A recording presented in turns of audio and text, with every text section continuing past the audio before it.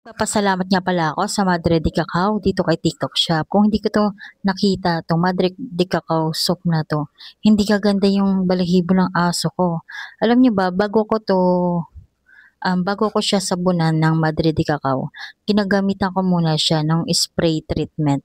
Nang sa gano'n mawawala talaga lahat ng kuto kasi ilang days pa lang nawala na yung kuto niya, sugat niya, alam niyo yun yung mga kati-kati sa katawan niya, mga gano'n, nawala sa loob ng 3 days. Kaya pinagpatuloy ko kahit wala na siyang garapata, wala na siyang mga sugat, pinagpatuloy ko pa rin ang paggamit sa kanya ng spray treatment 'no. Tapos ayan, bago ko siya paliguan, ayan, ini-sprayan ko muna siya tapos ang gamit kong sabon diyan, ayan, yung Madre de Cacao soap. Dito ko lang nabili yan sa TikTok Shop, diyan sa Yellow Basket.